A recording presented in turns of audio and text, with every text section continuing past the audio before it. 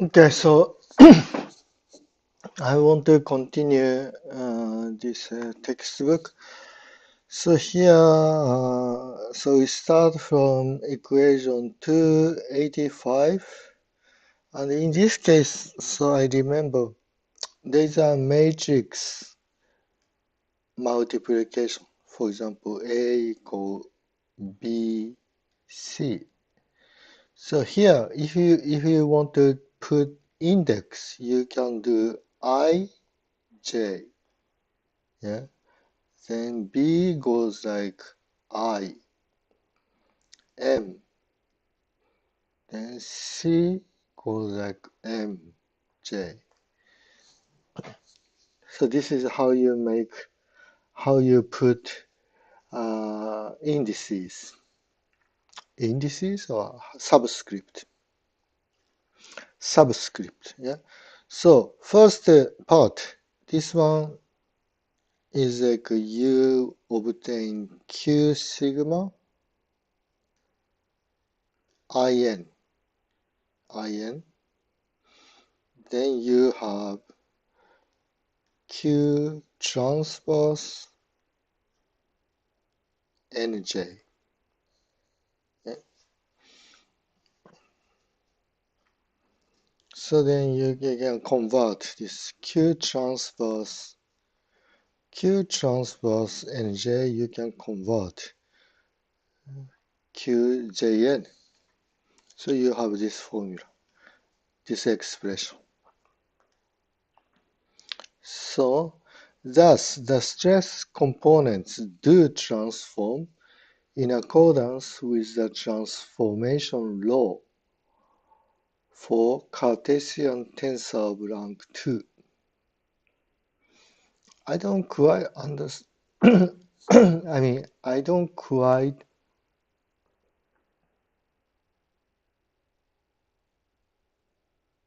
remember.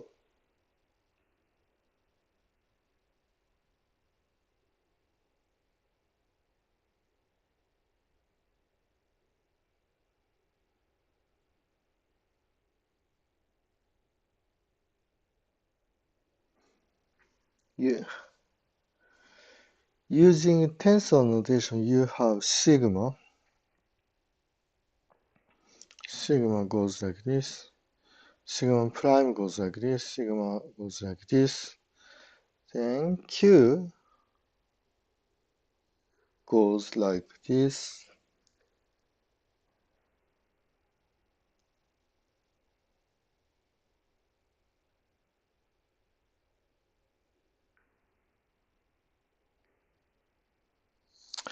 Do we have transformation law for Cartesian? Did we study this one? I'm not so sure. Did we study transformation law for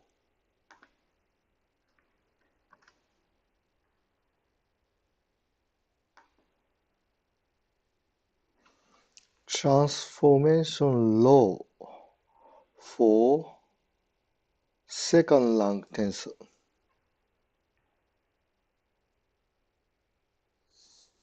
Interesting. So this is transformation law for second rank tensor.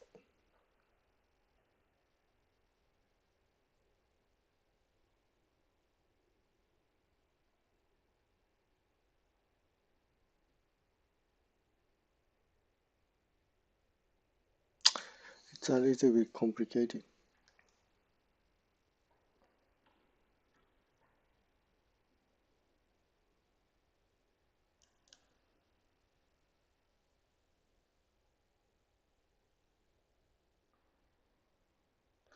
It's a little bit complicated, right? I don't know. J, I, J,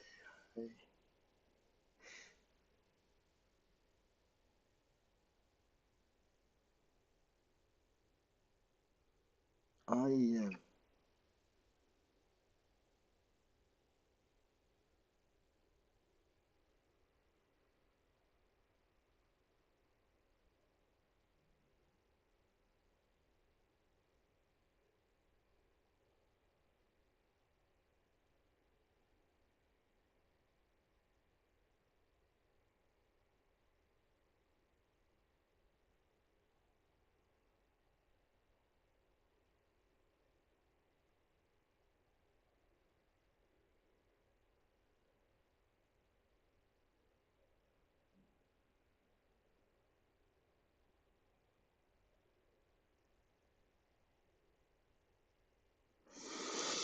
Okay,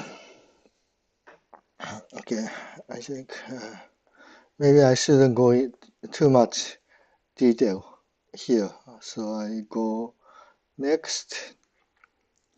When the tensors involved are of the second rank or lower, we use matrix notation and write the preceding relation as this way. The following results are useful in dealing with tensor equations. If all the components of a tensor vanish in one coordinate system, they vanish in all coordinate systems. The sum of difference of two Cartesian tensors, the sum and difference of two Cartesian tensors of rank R in n dimensions are also Cartesian tensors of rank R in n dimensions. On the basis of the preceding result,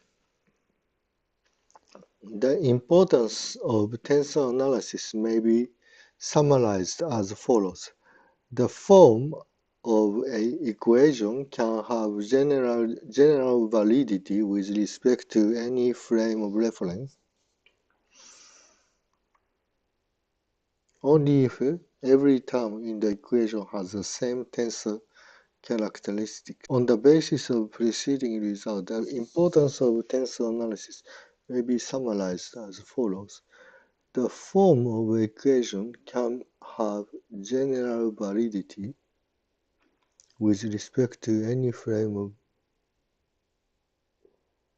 reference only if every term in the equation has the same tensor characteristics. I don't think it's so easy. I don't understand what does, Anyway, okay, let's move on. Quotient, quotient rule. Consider an array of n2 cube quantities A, I, J, K.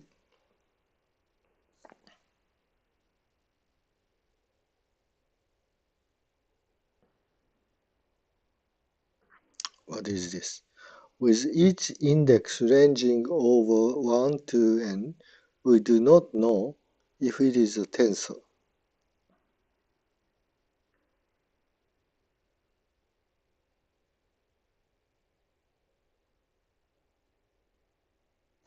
So this is more like this. If you are familiar with computer programming, this is like IJK.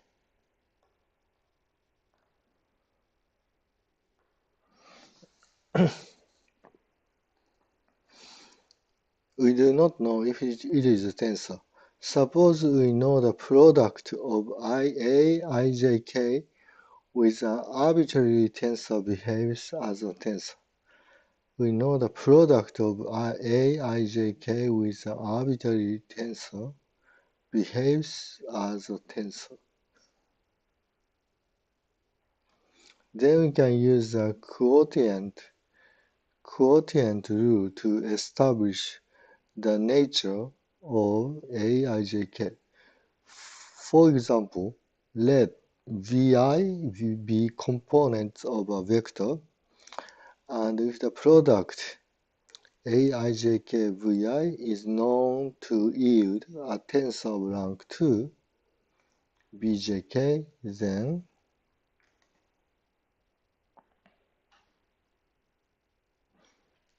something like this. If in a different coordinate system, A prime IJK, V prime Vi prime go B prime JK, using a transformation rule for the known tensors, we obtain A prime IJK Vi prime equal QJM, QKM, BMM, MN.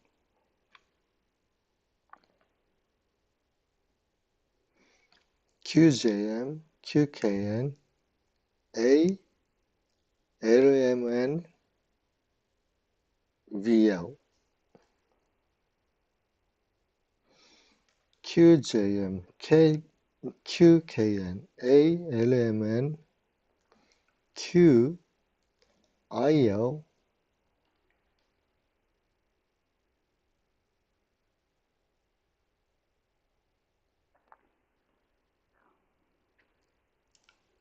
VI prime. Then we have this A prime. Then we have this equation. Because VI prime are arbitrary, it follows that the quantity inside the bracket VI is arbitrary.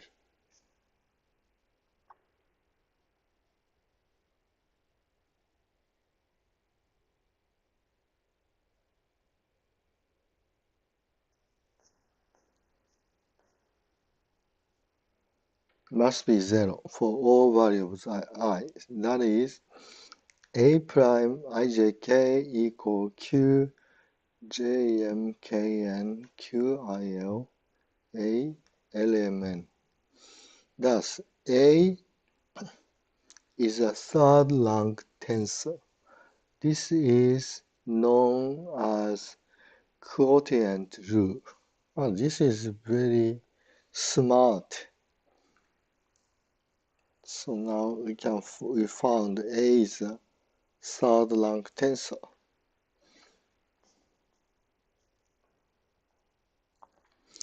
Inner product notation. Consider two second-rank tensors, A and B. The product Aij Bjk can be expressed in tensor notation as Aij Bjk Eik.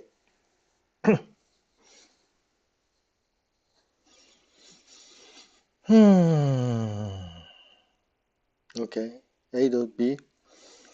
In matrix notation, we have Aij Bjk Eik AB. The matrix multiplication rule implements the inner product automatically. The product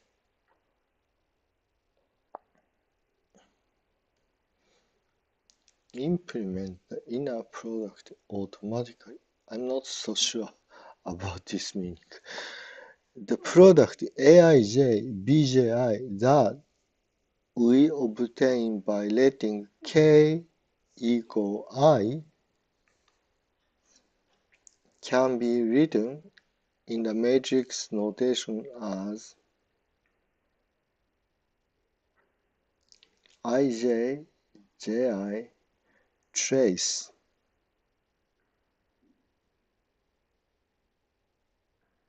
AB.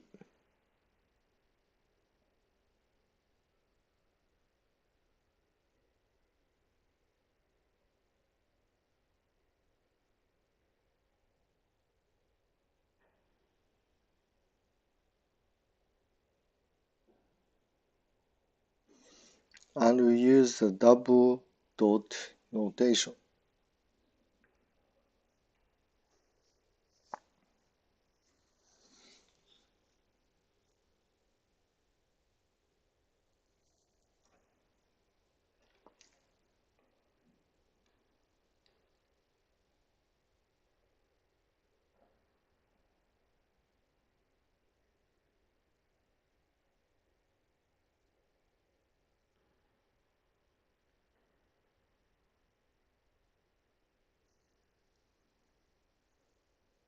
In the tensor form. Quadratic forms and eigenvalue problem. Associated with a second-rank tensor or matrix, a homogeneous quadratic form can be defined.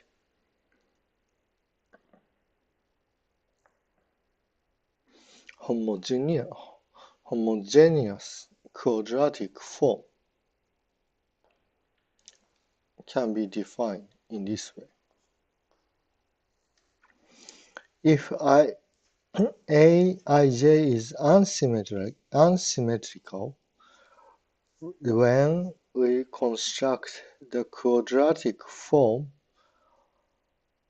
the coefficient of xi, xj comes out to Aij plus Abi divided by 2. Thus, we need to consider only symmetric matrices in connection with quadratic forms. In other words, if an unsymmetrical matrix Aij is given, first we convert it to a symmetric matrix Aij. When dealing with quadratic form, the function A is called homogeneous function of the second degree, as it takes the value mu square A if all xi are replaced with mu xi. We often encounter problems in which we have to find the extremum or stationary value of A with respect to xi, with the added normalization constant x absolute value equal 1. We can perform constrained extremization by defining a modified function A star using Lagrange multiplier lambda in the form something pretty complicated.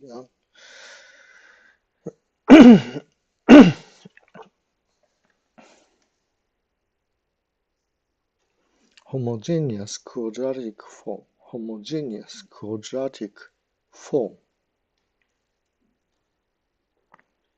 Homogeneous quadratic form can be defined like this.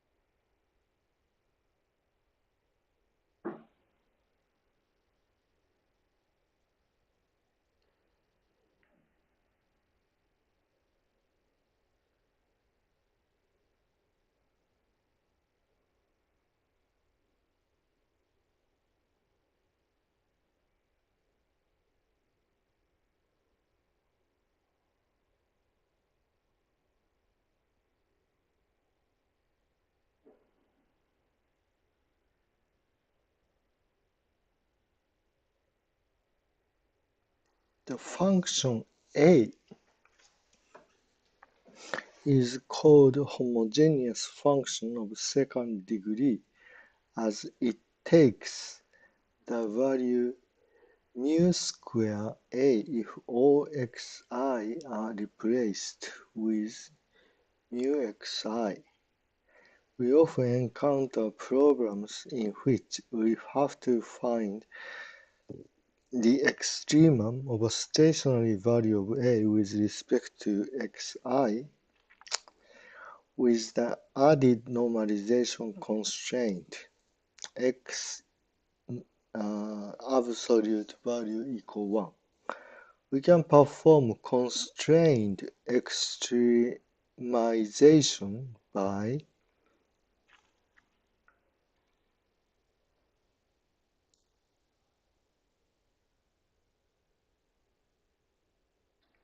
defining non-modified function A star using Lagrange multiplier lambda in the form.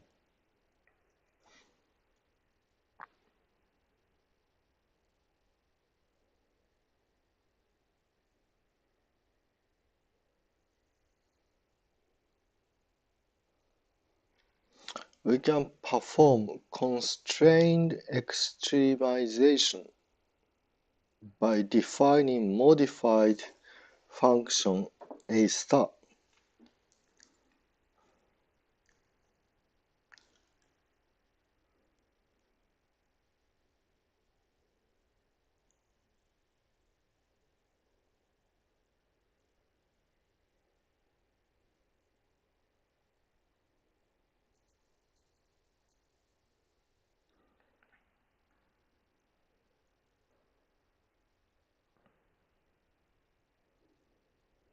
And setting derivative with respect to xi to 0.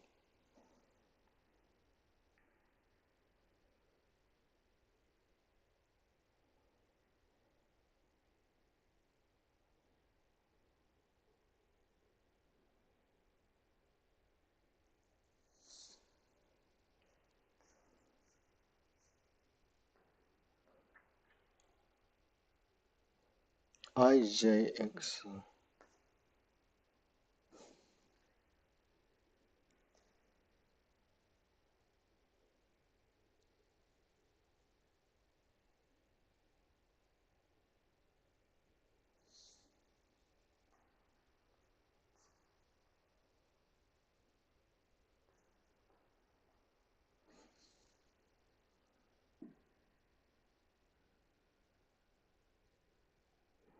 This system of equation can be put in the form ax equal lambda x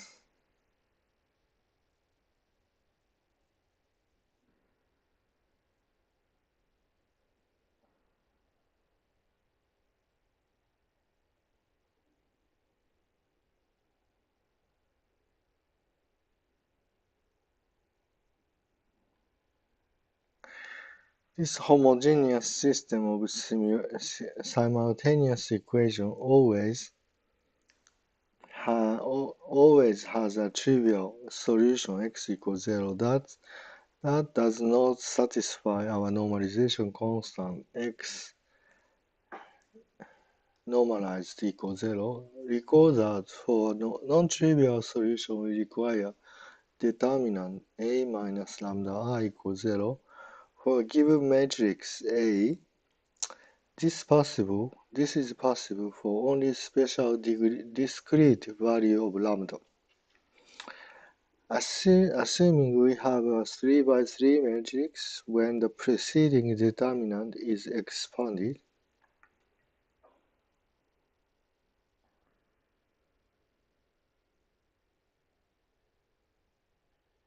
we get a cubic equation known as the characteristic equation of matrix A,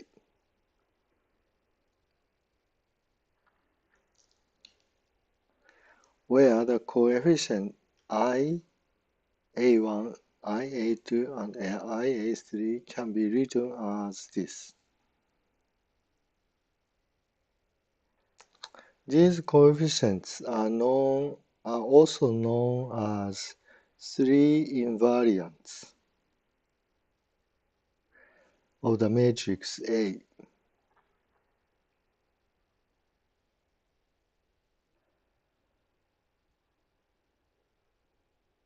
If we denote the three roots of cubic equation 2.104 by lambda 1, lambda 2, and lambda 3,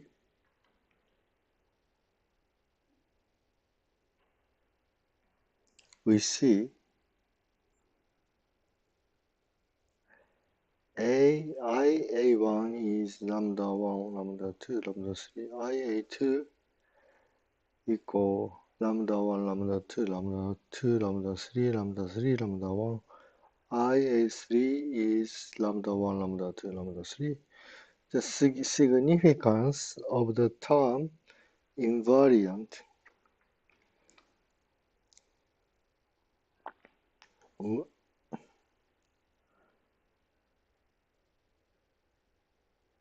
will be clear if we use a new coordinate system xi prime that we obtain by rotating the xi system. Let the significance of the term invariant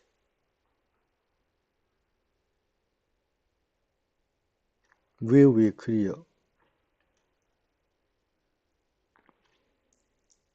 if we use a new coordinate system xi prime that we obtain by rotating xi system. Let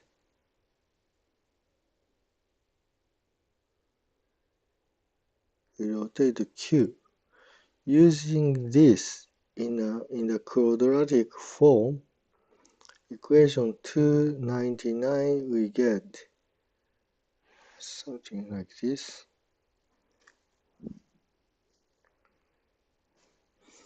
Substituting A in equation 2103, we get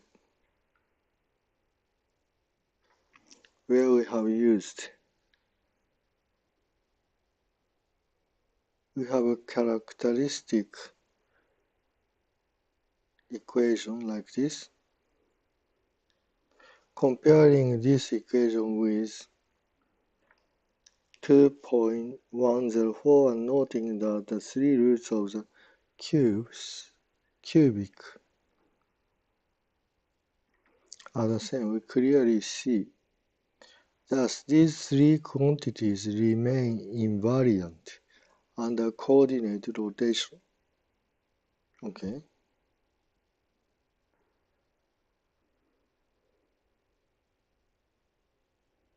If we substitute lambda equal lambda 1 in equation 2.102, the determinant of the system is 0.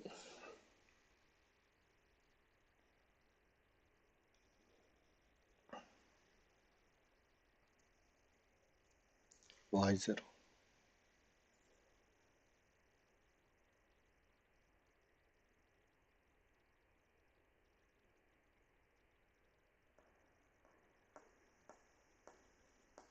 Multiplies that only two of the three equations are independent, which implies that only two of the three equations are independent.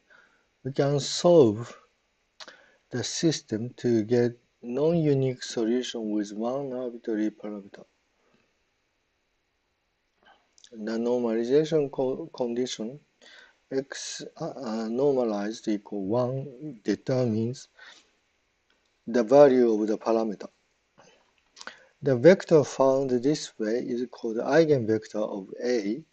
It is known that for a symmetric matrix, all eigenvalues are real, and eigenvectors corresponding to distinct eigenvalues are orthogonal. Further, even when the eigenvalues are not distinct, three mutually orthogonal eigenvectors can be constructed if the matrix is symmetric. These eigenvectors are called the principal direction of matrix A, and the eigenvalues are the principal values. Corresponding to the three eigenvalues, lambda I, the three eigenvectors are denoted by xi, an interesting but simple relation, and Lagrange multipliers eigenvalues as follows. Multiply the I equation but x1 transpose to get What is this?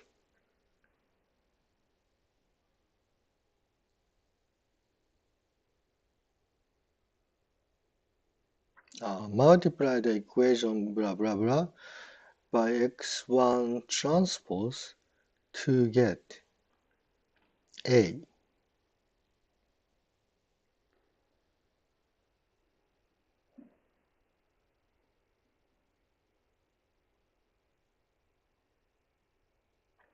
Thus, three eigenvalues are the extremum values of the quadratic form along the principal direction.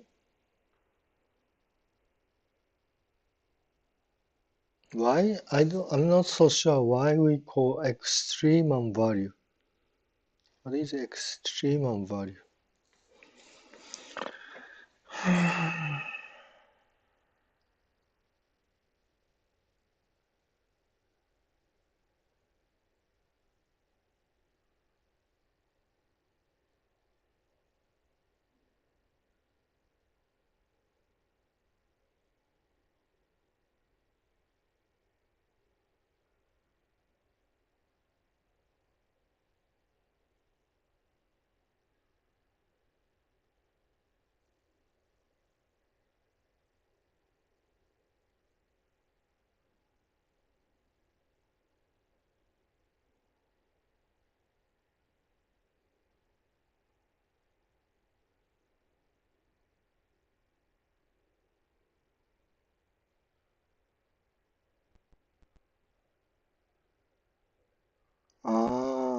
Extremum value of the quadratic form of A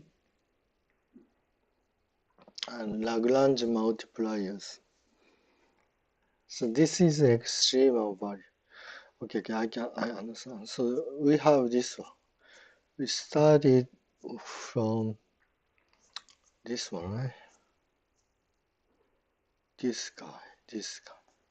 This is the A, XTAX.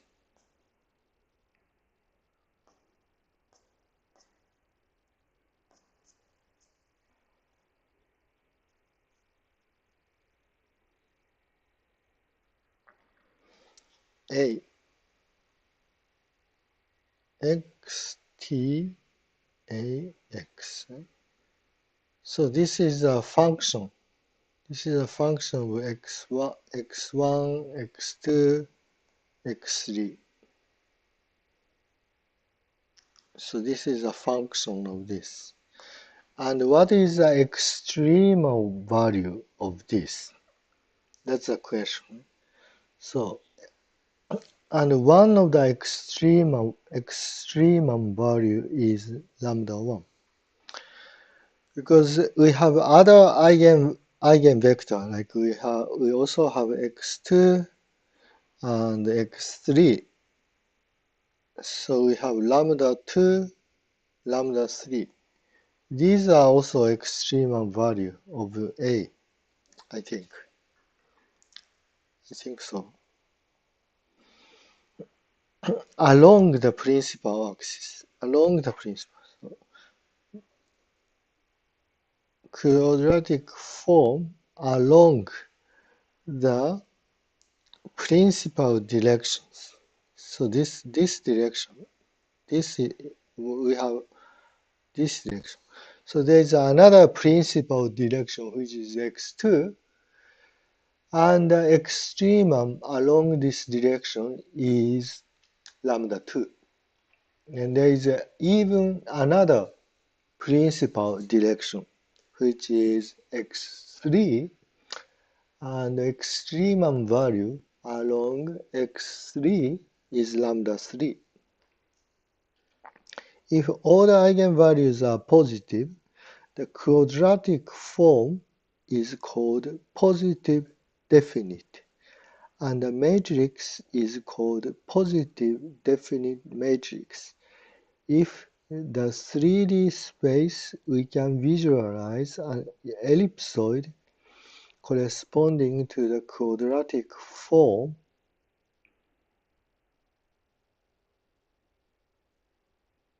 which with its major axis, minor axis, and in-between axis lying along the principal directions. I'm not so sure.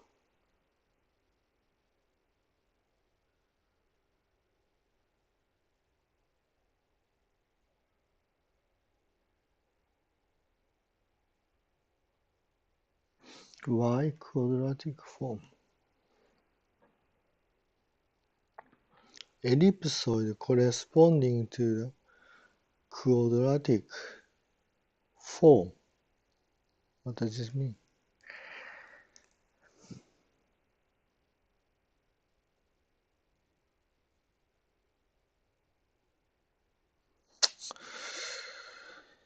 So you have an ellipsoid. There is one axis, two axis, and three axis. So how do you relate this ellipsoid with matrix, positive definite matrix?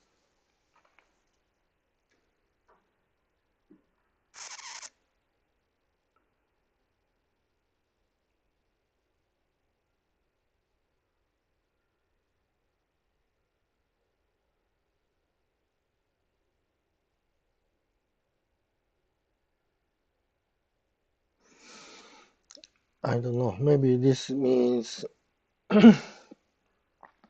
if you have principal axis, for example, this is x1, then you can say this value, this point is lambda 1.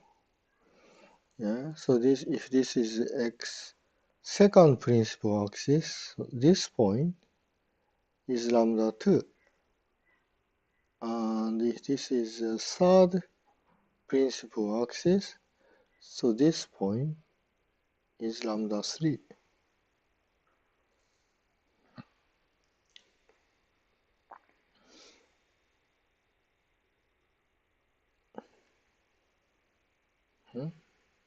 I don't see anything other than this. An interesting property of any square matrix is given by Cauchy.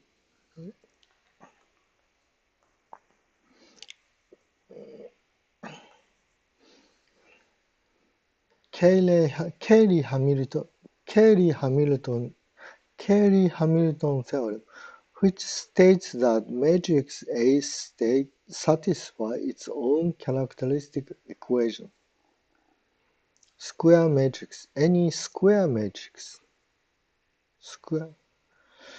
For 3 by 3 matrix, we have minus A cubed plus I A1 I, where the quantity on the right hand side is a square null matrix.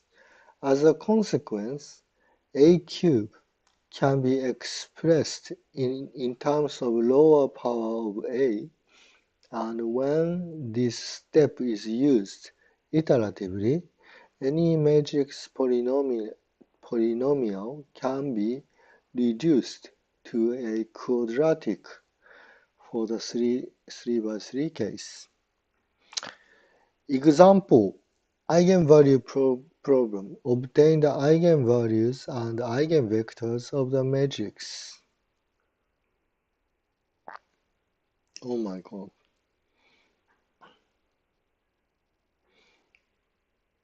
I think I can skip this. This is like exercise part. So you can try this exercise. So you obtain eigenvalue.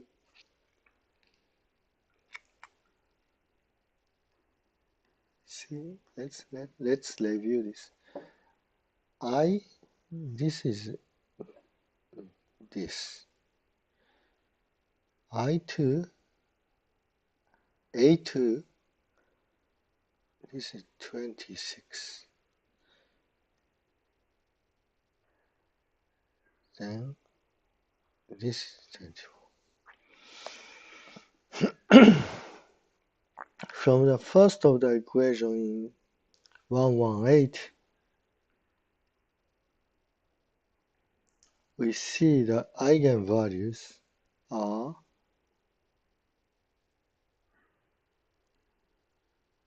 2, 4 to 2. The corresponding eigenvectors are something like this. Diagonalization and polar decomposition.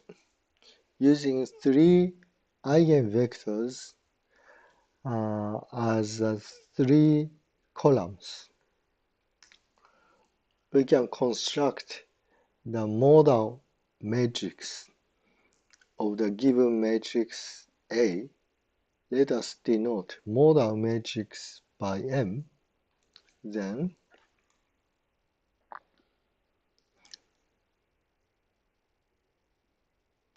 complicated. Okay, let me stop here. Then I will make another video next. This video I stop here.